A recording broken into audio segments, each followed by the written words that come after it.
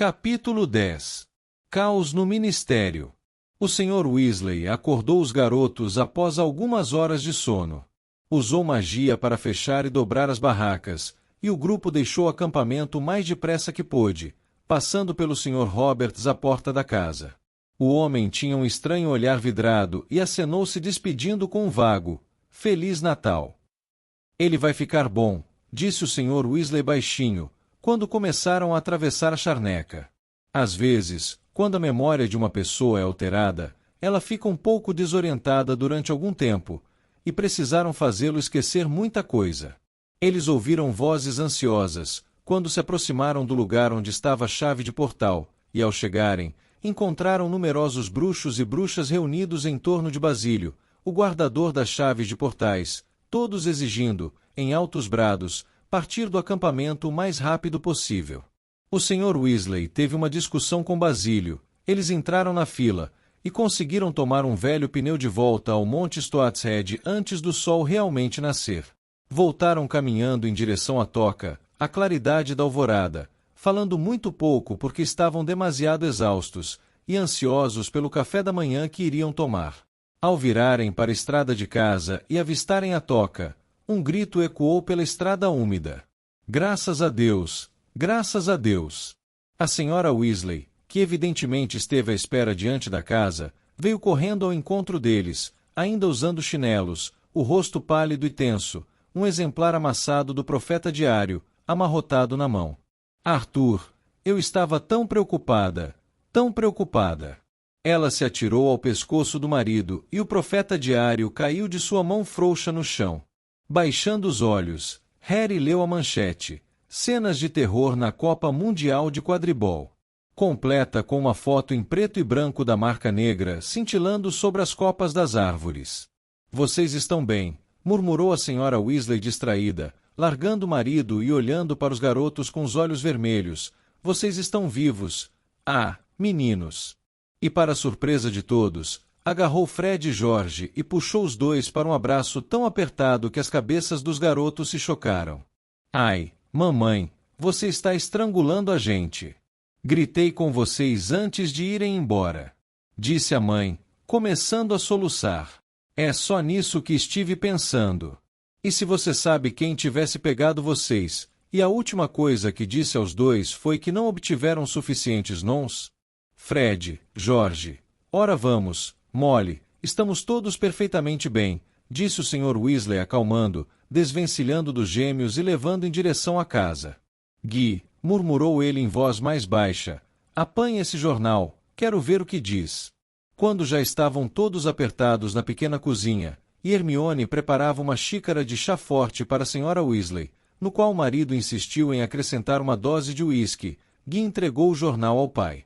O Sr. Weasley examinou a primeira página, enquanto Percy espiava por cima do seu ombro. "Eu sabia", disse o Sr. Weasley deprimido. "Ministério erra, responsáveis livres, segurança ineficaz, bruxos das trevas correm desenfreados, desgraça nacional." Quem escreveu isso? Ah, só podia ser Rita Skeeter. Essa mulher vive implicando com o Ministério da Magia, reclamou Percy, furioso. Semana passada, ela disse que estávamos perdendo tempo discutindo a espessura dos caldeirões, quando devíamos estar acabando com os vampiros. Como se isso não estivesse explícito no parágrafo 12 das diretrizes para o tratamento dos semi-humanos não bruxos. "Faz um favor a gente, Percy", disse Gui bocejando. "Cala a boca." "Falaram de mim", disse o Sr. Weasley, arregalando os olhos por trás dos óculos, ao chegar ao fim do artigo no Profeta Diário. "Onde?" perguntou num atropelo a Sra. Weasley, engasgando-se com um chá batizado com uísque. "Se eu tivesse visto isso, saberia que você estava vivo." "Não dizem o meu nome", explicou o Sr. Weasley. "Escute só isso. Se os bruxos e as bruxas aterrorizados que prendiam a respiração à espera de notícias na orla da floresta, queriam ouvir do Ministério da Magia uma palavra que os tranquilizasse, foram lamentavelmente desapontados. Um funcionário do Ministério saiu da floresta uns minutos depois do aparecimento da marca negra, dizendo que não havia ninguém ferido, mas recusando-se a dar maiores informações. Resta ver se tal declaração será suficiente para abafar os boatos de que vários corpos foram retirados da floresta uma hora mais tarde. Ah, francamente, disse o Sr. Weasley, exasperado, entregando o jornal a Percy. Ninguém ficou ferido mesmo. Que é que eu deveria dizer? Boatos de que vários corpos foram retirados da floresta. Ora, agora é que vai haver boatos depois de ela publicar isso. Ele soltou um profundo suspiro. Molly, vou ter que ir ao escritório. Isso vai dar um certo trabalho para consertar. Eu vou com você, pai, disse Percy cheio de importância. O Sr. Crouch vai precisar de toda a tripulação a bordo. E aproveito para entregar a ele o meu relatório sobre os caldeirões, pessoalmente. O rapaz saiu apressado da cozinha. A Sra. Weasley pareceu muito aborrecida. Arthur, você está de férias. Isso não tem nada a ver com o seu trabalho. Com certeza eles podem resolver o caso sem você, não? Tenho que ir, Molly, disse o Sr. Weasley. Piorei as coisas com a minha declaração. Vou trocar de roupa, um instante e vou. Sra. Weasley, disse Harry de repente, incapaz de se conter, Edviges não chegou com uma carta para mim? Edviges, querido, disse a Sra. Weasley distraída. Não chegou nenhum correio. Rony e Hermione olharam curiosos para Harry. Com um olhar expressivo para ambos ele disse, tudo bem se eu for deixar minhas coisas no seu quarto, Rony? Claro, acho que eu também vou, respondeu Rony na mesma hora. Hermione. Vou, disse ela depressa, e os três saíram decididos da cozinha e subiram as escadas. Que é que está acontecendo, Harry? Perguntou Rony, depois de fecharem a porta do sótão atrás deles. Tem uma coisa que não contei a vocês, disse Harry. No domingo de manhã, acordei com a minha cicatriz doendo outra vez. As reações de Rony e Hermione foram quase exatamente as que Harry imaginou em seu quarto, na Rua dos Alfeneiros. Hermione prendeu a respiração e começou a dar sugestões na mesma hora, mencionando vários livros de referência e diversas pessoas, desde Alvo Dumbledore, a Madame Pomfrey, a enfermeira de Hogwarts. Rony simplesmente fez cara de espanto. Mas ele não estava lá, estava. Você sabe quem? Quero dizer, da última vez que sua cicatriz ficou doendo, ele esteve em Hogwarts, não foi? Tenho certeza de que ele não estava na Rua dos Alfeneiros, falou Harry. Mas sonhei com ele e Pedro, sabe, rabicho. Não me lembro do sonho todo agora, mas eles estavam planejando matar alguém. Hesitou por um momento, quase dizendo, me matar, mas não teve coragem de fazer Hermione ficar mais horrorizada do que já estava. Foi só um sonho, disse Rony tranquilizando o amigo. Só um pesadelo. Mas será que foi mesmo? Disse Harry, virando-se para espiar pela janela, o céu que clareava. É esquisito, não é?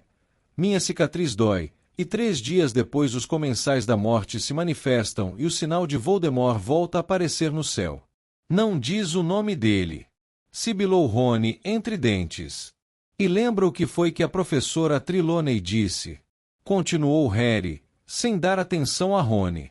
No fim do ano passado, a professora Trelawney era professora de adivinhação dos garotos em Hogwarts. A expressão aterrorizada de Hermione desapareceu, substituída por uma risadinha de desdém. Harry, você não vai prestar atenção ao que aquela velha charlatã diz, vai? Você não estava lá, respondeu Harry. Dessa vez foi diferente. Eu contei a você, ela entrou em transe, de verdade. E disse que o Lorde das Trevas se reergueria, maior e mais terrível que nunca, e que teria sucesso, porque seu servo ia voltar para ele, e naquela noite Rabicho fugiu. Seguiu-se um silêncio, em que Rony ficou brincando distraidamente com um furo em sua colcha dos Chudley Canons. Por que você estava perguntando se Edviges tinha chegado, Harry? Perguntou Hermione. Você está esperando uma carta? Contei ao Sirius sobre a minha cicatriz, disse Harry, encolhendo os ombros. Estou esperando a resposta. Bem pensado, exclamou Rony, desanuviando a expressão. Aposto que Sirius sabe o que fazer. Eu esperava que ele me respondesse logo, disse Harry. Mas nós não sabemos onde Sirius está.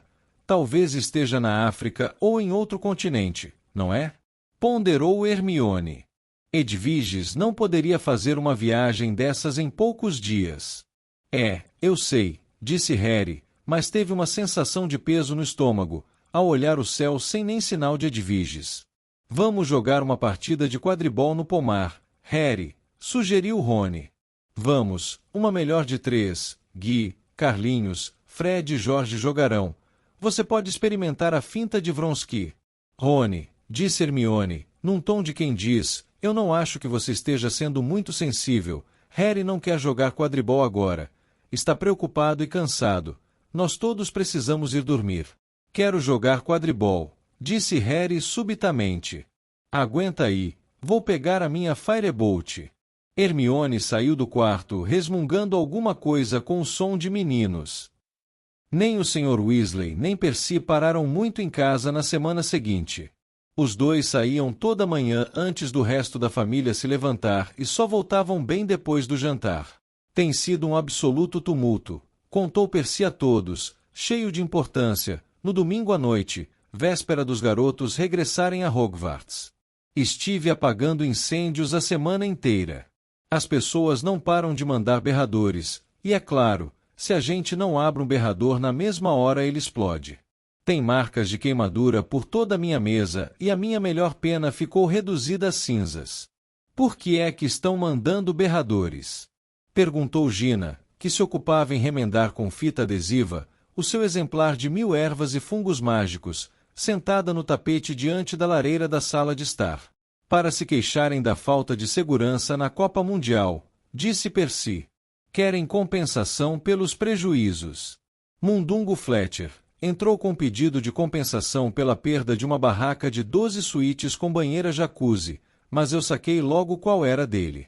Sei sem a menor dúvida que ele estava dormindo embaixo de uma capa estendida por cima de paus. A senhora Weasley olhou para o relógio de carrilhão a um canto da sala.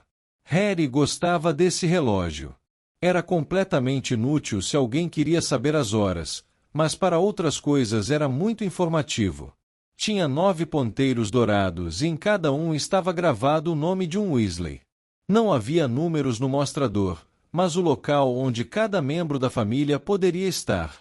Havia casa, escola e trabalho, mas também perdido, hospital, prisão, e na posição em que estaria o número 12 em um relógio normal, perigo mortal. 8 dos ponteiros indicavam casa, mas o do Sr. Weasley, que era o mais comprido, ainda apontava para trabalho. A senhora Weasley suspirou. O seu pai não precisa ir ao escritório num fim de semana desde o tempo de você sabe quem, disse ela. Estão obrigando-o a trabalhar demais. O jantar dele vai estragar se demorar muito mais a chegar em casa. Papai acha que precisa compensar o erro que fez no jogo, não é? Disse Percy.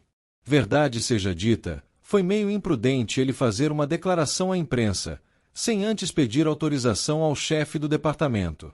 Não se atreva a culpar o seu pai pelo que aquela infeliz da Skitter escreveu, disse a senhora Weasley, irritando-se na hora. Se papai não tivesse dito nada, a Rita teria escrito que era lamentável que ninguém do ministério tivesse comentado nada, disse Gui, que estava jogando xadrez com Rony.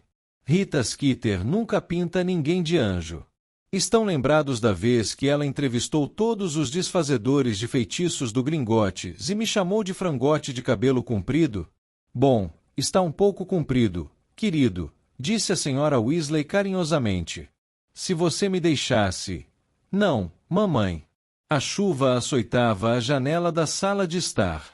Hermione lia, absorta, o livro padrão de feitiços, 4 série, que a senhora Weasley comprou para ela, Harry e Rony no beco diagonal.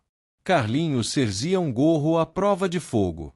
Harry dava polimento na Firebolt, o estojo para manutenção de vassouras que Hermione lhe deu no 13º aniversário, aberto aos seus pés.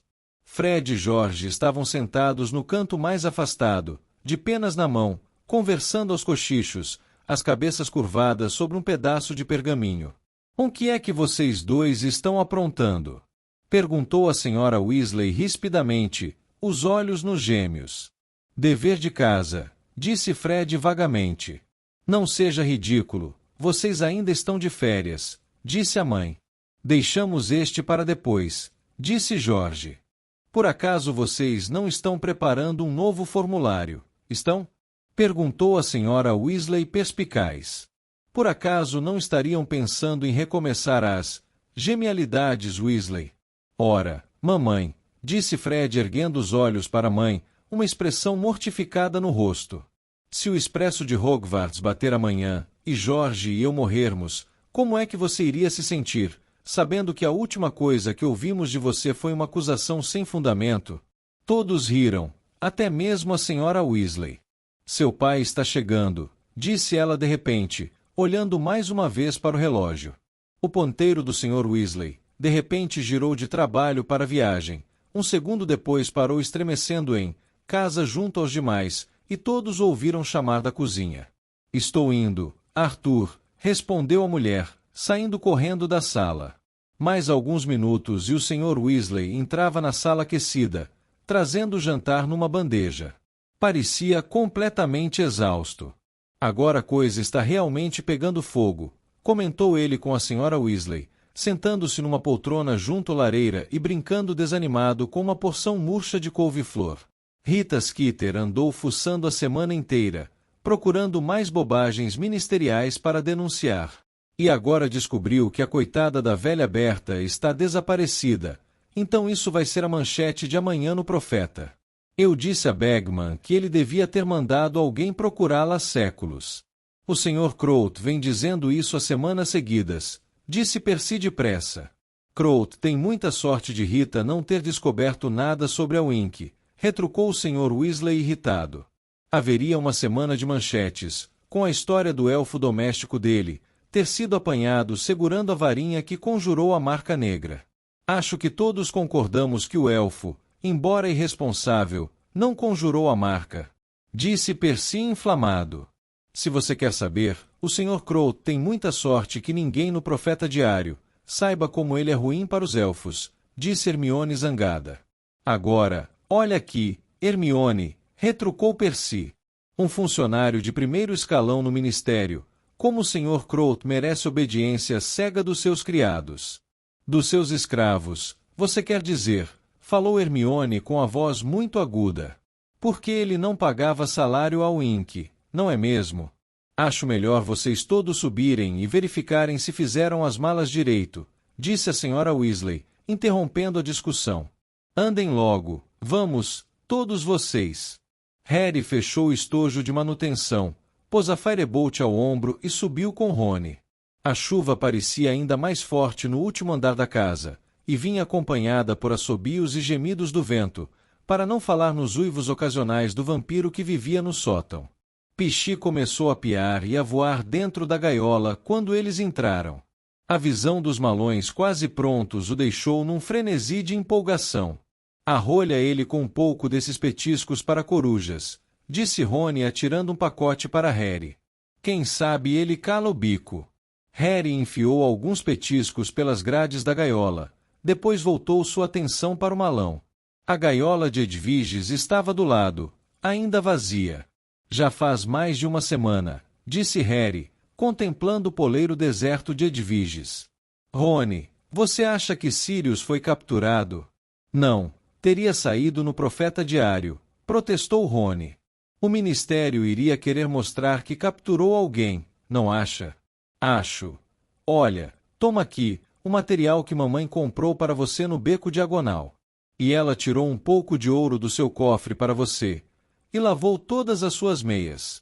Rony carregou uma pilha de coisas para a cama de armar de Harry, e largou uma bolsa de dinheiro e um monte de meias do lado. O garoto começou a desembrulhar as compras. Além de o livro padrão de feitiços, 4 série, de Miranda Gochal, ele tinha agora um punhado de penas novas, 12 rolos de pergaminho, ingredientes para o seu estojo de poções, os estoques de espinha de peixe-leão e essência de beladona, estavam quase no fim. Começou a empilhar a roupa íntima dentro do caldeirão quando Rony soltou uma exclamação de desagrado às costas dele. O que vem a ser isso? Ele estava segurando uma coisa que pareceu a Harry uma longa veste de veludo marrom. Tinha um babado de renda de aspecto mofado no decote e punhos de renda iguais. Os garotos ouviram uma batida na porta e a senhora Weasley entrou, trazendo uma braçada de vestes de Hogwarts recém-lavadas. Tomem aqui, disse ela, dividindo a braçada ao meio. Agora vejam se guardam tudo na mala direito para não amarrotar. Mamãe, você me deu a roupa nova da Gina, disse Rony devolvendo a veste marrom à mãe. Claro que não, é para você. Vestes a rigor. Que? Exclamou Rony, horrorizado. Vestes a rigor. Repetiu a senhora Weasley. Está na sua lista de material, que este ano você deverá levar vestes a rigor, vestes para ocasiões formais. A senhora tem que estar brincando, exclamou Rony incrédulo. Eu não vou usar isso, nem pensar. Todo mundo usa, Rony, disse a senhora Weasley aborrecida. E são todas assim. Seu pai também tem uma para festas elegantes. Saio pelado, mas não visto uma coisa dessas, teimou Rony. Não seja bobo. Você precisa de vestes a rigor, estão na sua lista. Comprei para o Harry também. Mostre a ele, Harry. Com uma certa apreensão, Harry abriu o último embrulho sobre a cama. Mas não eram tão ruins quanto esperava. As vestes não tinham renda alguma, de fato, eram mais ou menos iguais às vestes da escola, só que eram verde garrafa, em vez de pretas. Achei que elas realçariam a cor dos seus olhos, querido, disse a senhora Weasley afetuosamente. Ora, as deles são legais, disse Rony zangado, olhando para as vestes de Harry. Por que eu não ganhei vestes como as dele? Porque, bom, precisei comprar as suas de segunda mão, e não havia muita escolha, disse a senhora Weasley corando. Harry olhou para o outro lado. Teria dividido com os Weasley, de boa vontade, o dinheiro que havia em seu cofre no Gringotts, mas sabia que eles jamais aceitariam. Não vou usar isso nunca, insistiu Rony. Nunquinha. Ótimo, retorquiu a senhora Weasley. Ande nu, e Harry não se esqueça de tirar uma fotografia dele. Deus sabe que eu estou bem precisada de umas gargalhadas. Ela saiu do quarto batendo a porta. Os meninos ouviram um ruído engraçado de alguém cuspindo às costas deles. Era Pichitinho se engasgando com um petisco grande demais. Por que é que tudo que eu tenho é porcaria? Enfureceu-se Rony, atravessando o quarto para descolar o bico da coruja.